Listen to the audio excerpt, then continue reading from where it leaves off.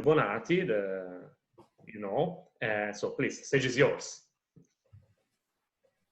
Okay, so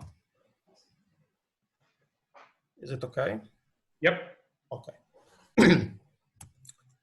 So I will speak of some results on large n theta dependence in Young-Mills, and well, lattice result, just to be more explicit. So the outline is just this. So I have a couple of slides of more or less of notation and motivation. I think by now they have been overcome by the events, but anyway, it will be useful just to fix notation.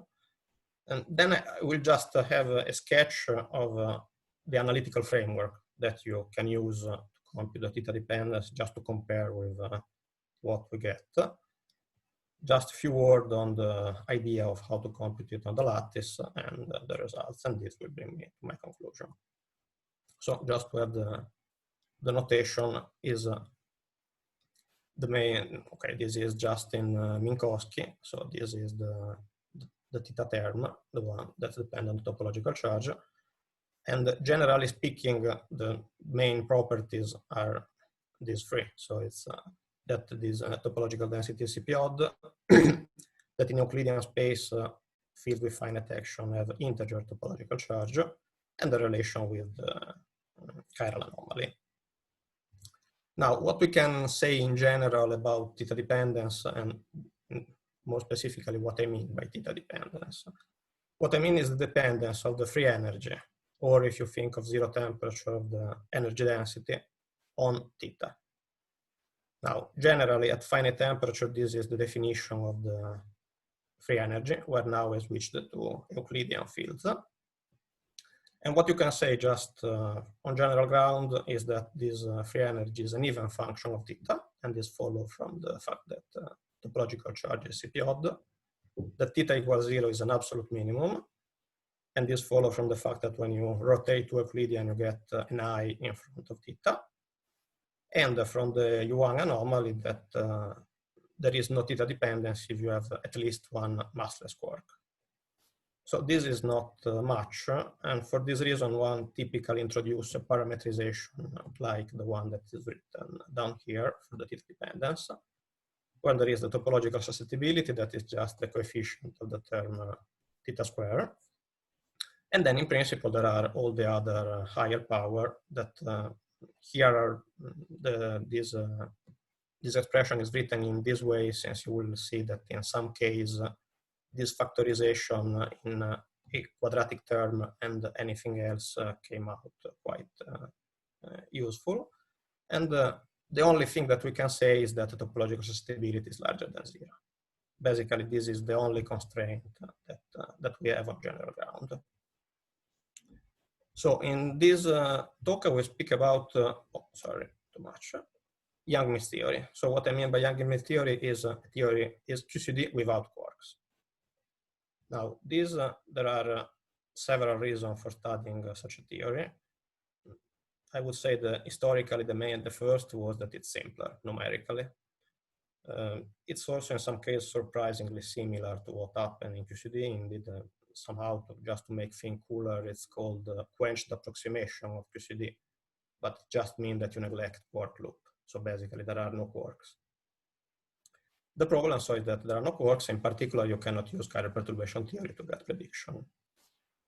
Now, for what concerned this presentation, what I want to do is to also analyze the large n limit of the theta dependence. So large n, apart from being generically useful to get semi-quantitative prediction, in this specific case, it's important for the relation with between the topological susceptibility in the infinite number of colors with the mass of the eta prime. So the aim of the talk will be to analyze the large n theta dependence of this theory to study the consistency of this thing to see that it's work. And this is somehow less trivial than it could seem at first. Now, this is somehow an aside, but it's just to say that this is a case in which the theory with quark is at least analytically simpler than the theory without quarks. Because if there are quarks, then you can just rotate theta dependence into a mass dependent, and just from leading order chiral perturbation theory, you get some expression for the energy of the vacuum and for the topological susceptibility. Now, this was derived, I think, in a slightly different language in 1980 by Di Vecchia and Veneziano, and the short resume of the procedure is in this paper. Now, using this strategy, you can go on with the computation, and now, at least as far as I know, the best result that keep us to second correction and QED is this one by Gorghetti and Villadoro. And this is consistent with lattice result. There is an almost, because typically in lattice simulation, the up and the down quark are used as a degenerate. So this number as it is not really the correct one. You have to change it a little bit, but the final results are consistent once you do the same thing on both the sides, although chiral perturbation theory is much more accurate. Now, if there are no quarks, what you can do? This is something that was incidentally also in the previous talk. So what you can do is, the first thing that came to mind is to say, okay, I know that there are instantons. I can assume that there are instantons are the main degrees of freedom, and they are weakly interacting. So you can just write down a Poisson expression for a set of independent instantons. And here, S0 is just the action of a single instanton. We don't know how much it is at this stage, but just with this hypothesis, you get the formula that is written here. So from here, you can just compute the general form of the theta dependence, and that is this typical 1 minus cosine theta, that is typical of this dilute instanton gas approximation. And in front of it, there is a factor that in principle depends on temperature. And this, up to this stage, is not computed. Still, the other coefficient, what I called before, B2, before everything else, is fixed. To fix also the topological susceptibility, you have to resort to semi-classical approximation. And this is something that can be done reliably only at finite temperature. Because if you do it at 0 temperature, you get infrared divergences, you have to somehow introduce cutoff, and it's not clear how to do it consistently from first principle. And now this is the final result that you get apart from prefactors. And this is something that was computed by Grosso, Pisarski, Yaffe in 81. And for the prefactor, there is a nice summary in these two papers. So in this way, we get a prediction that is this 1 minus cosine of theta. Another approach is to study the limit of an infinite number of colors. Now, here, okay, just a reminder, we have to keep the Toft coupling fixed, so G square have to scale, G square times n should stay constant. And at this point, we impose that both the terms that were in the action, so just the standard Young-Mills term and the one which theta enter, they both scale as n square asymptotically. This is something that one fixed from the beginning just to impose that in the large n limit, there is a finite topological susceptibility. Now this fix theta to scale in this way. You have to keep theta over n fixed in the large n limit. Now this is the theta bar that is different from the one that is used in connection with fermion. I hope this will not generate too much trouble. So once you understand this, that you have to keep theta bar fixed and both terms scale as n square, the guess for the large n scaling of the free energy density is this expression. There is an n square in front of everything, and what remains should be a function of theta bar and temperature or whatever couplings you have. So this f bar is a generic function, so you can expand it again in power, and just matching power of theta and of theta bar, you get the large n prediction for this coefficient. So the first point is that the topological susceptibility stay constant in large n, but this is something that we imposed from the beginning, is not really a prediction. The real prediction are the way in which the other coefficient scales. So this is the large N prediction that is maybe not much because you don't really fix the coefficient, just fix the way in which they scale in the large N. And in theory, like QCD with a joint field, there is, as far as I know, no way of having some estimate of this, some analytic estimate of this coefficient. While, for example, in two-dimensional CPN, you can have some analytical computation. So what do we do on the lattice? This is just something very general that it's just to understand the logic. So we start from an action. We introduce an ultraviolet cutoff and an infrared cutoff on the action. So we have a theory that is completely defined on a finite lattice. Then all this is done in the Euclidean formulation. So you have some integral that you can interpret this as a probability.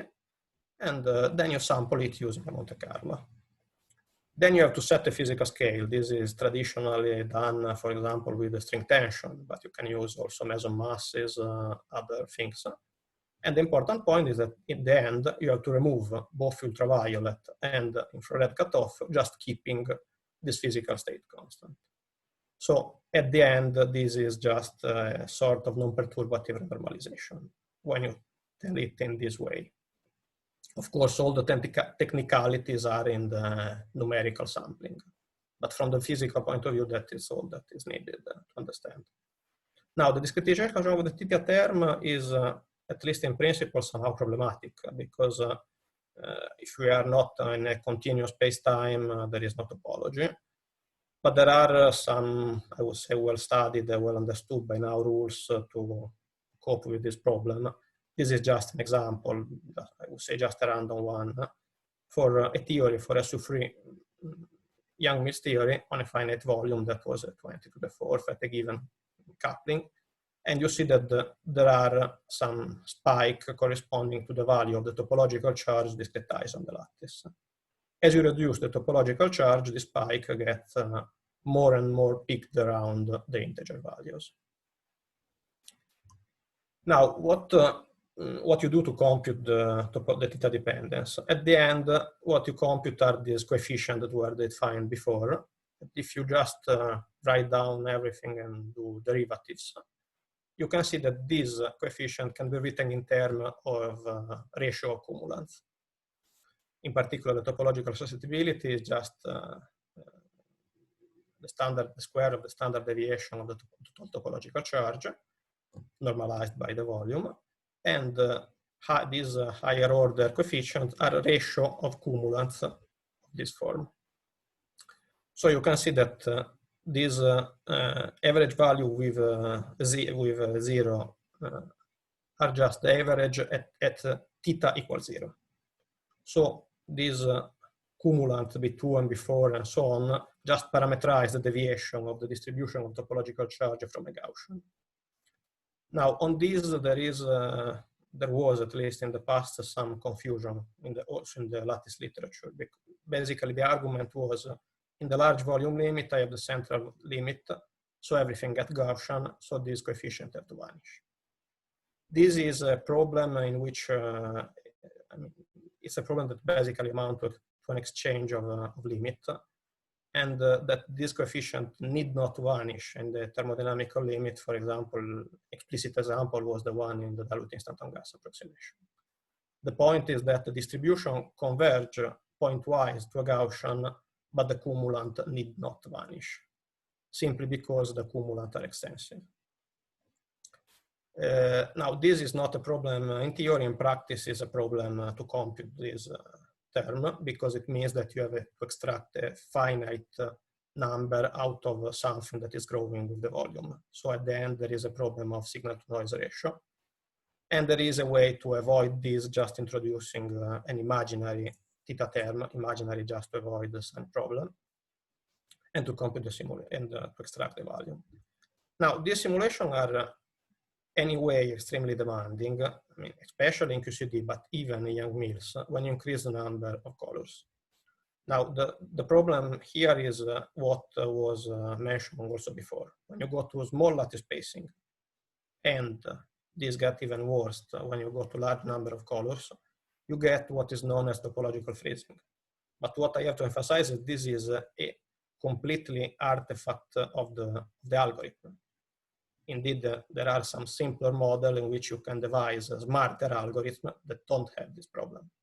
So this is not a physical problem. This is something that is, for the algorithms that we have at hand, is challenging, but it's not related to physics. Anyway, makes the problem difficult. So the first numerical results that are being obtained in this context were the computation with the topological susceptibility. Now, this was done about, by now, about 20 years ago, and the results are completely consistent with the assumption of large n limit that is, that the topological susceptibility goes to a non-zero value in the large n limit. So this means that the hypothesis that we imposed from the beginning when discussing the large n limit, that the two terms had the same weight in the large n limit, it's correct. But this, I would say, is a confirmation of our hypothesis. It's still not really a prediction. To get a prediction, we have to see how higher cumulants scale. So that's what we did more recently.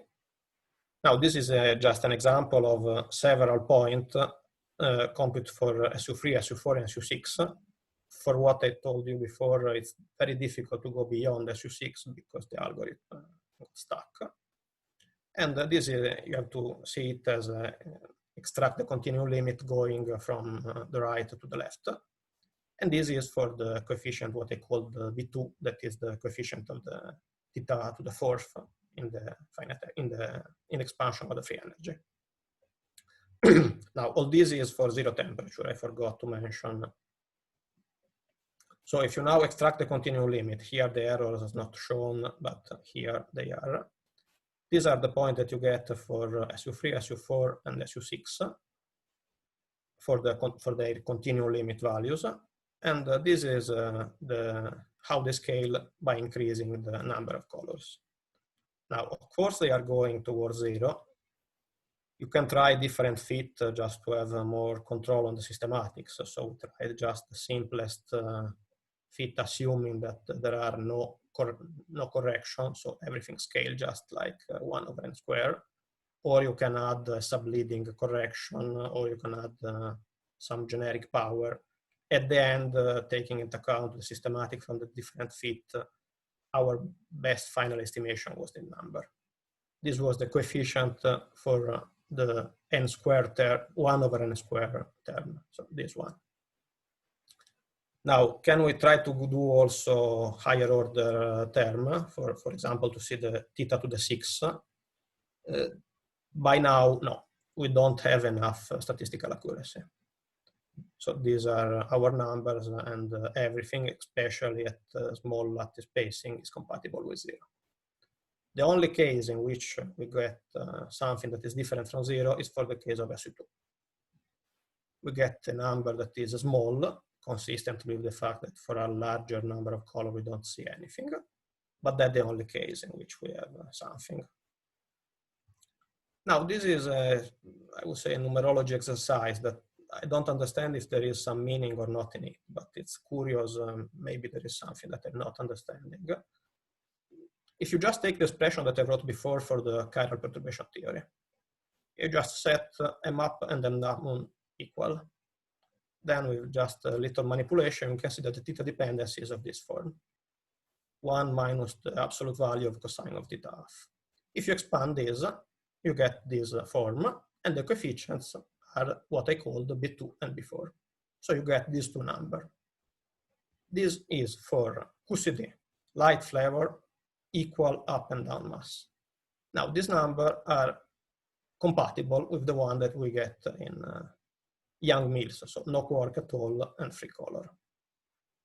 Even for before, if you just try to scale the number for SU2 to the number of SU3 with large n, we get something that within large error, but is still there.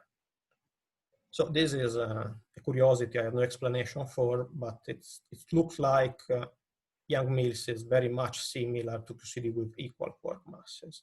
at least for this observable, obviously.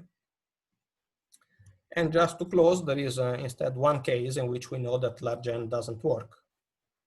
If you go to finite temperature, this is just the temperature, the reduced temperature, so 0 in the confinement. If you just stay on the left, you are at in the confined phase, and basically these these topological properties are independent of temperature. They have the same values that at 0 temperature. If instead you go in the deconfined phase, you see that there is no large N scaling anymore, and instead the dilute instanton gas approximation work very well.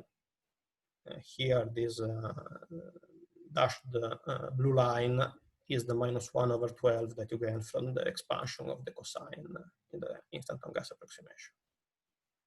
So this show that there is one region in which large N work, but if you go to finite temperature, it doesn't work anymore.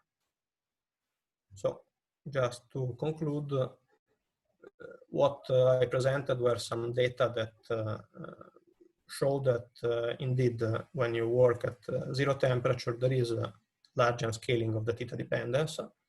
And for this was not, I mean, to understand completely this is not sufficient to just look at the topological susceptibility. You have to look also at higher coefficients.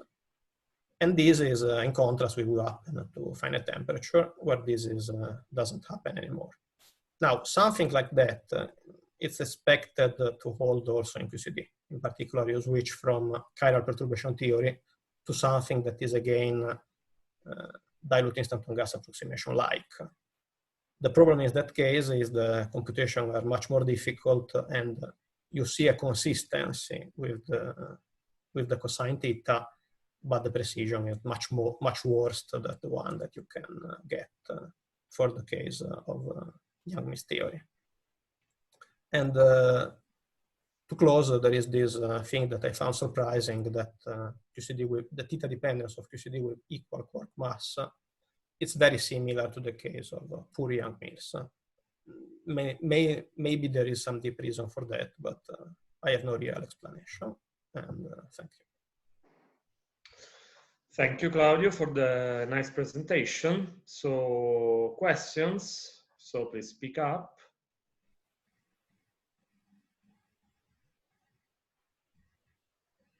Otherwise, I can start with a very naive question. So you essentially were kind of complaining that you could not increase too much N.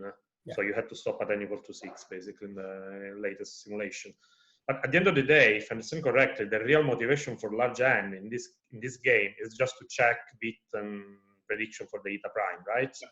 So, I mean, from a phenomenological point of view, I'm more interested in N equal to 3 rather than large N. Yeah, if you want, the problem was to understand if the motivation, I mean, of the reasoning that you use in Vita Veneziano is correct. So, of course, you get an expression, and that at that point, if that you use 2 or 3, is more or less is just around there. There is no much difference, that I agree. The point was to understand if all the steps that you use in that reasoning are correct. So that was the reason of studying higher values of N and the correction, because that you get topological susceptibility constant is something that you plug in from the beginning. If you want really to understand that, to check that everything is correct, you have to get out from this an independent prediction and confirm it. That was the main motivation of the work. I see. There is a comment in the chat that I can read. Thomas Scheffer says, we also know that F is periodic, so F is a multi-branch function. In the larger limit, sure. Sorry, I can stop sharing so I can also see. Yeah, this is the standard argument in the large N, that you get a mess, basically, because you have a periodicity in 2 pi over N, not in 2 pi, with this argument. Okay. Yeah. Questions, more questions from the audience? Yeah, I have one. So it actually compute expectation values of topological charges, even powers, such as Q, Q cubed, Q5, and so on. In Euclidean space and for real theta, then it seems to me that I get imaginary expectation values. So am I wrong with that, or should the answer be 0, or how is this to be interpreted if it is there? No, you're right. It's something probably I was too short on it. If you just, well, in principle, this you can compute it just at theta equals 0. So there is no sign problem, there is no complex probability. There is a way to, again, this is just a technical way to make simulation easier. You introduce a theta term as a source, but then you have to introduce it with an imaginary coefficient. Of course, this will screw up periodicity, everything. But as far as you are interested just in the first coefficient of a Taylor expansion, you can do whatever you want and then extract it. Yeah, I wasn't really having a problem with going to imaginary theta. I'm just thinking if I just do this naive computation in the dilute instanton approximation of the even powers of theta. So let's say I want to calculate the topological charge density, then I get an imaginary answer for the charge density. So this is something that I was wondering about when thinking about these problems. So I'm wondering what would the correct answer be. So if I take theta be finite but real in Euclidean space, I have a 0 expectation value for charge density, or do I have a non-zero but real expectation value? Because my sort of, when I was thinking about it, I was concluding that I get imaginary values there. So I was wondering whether you thought about it or whether I'm interpreting something incorrectly.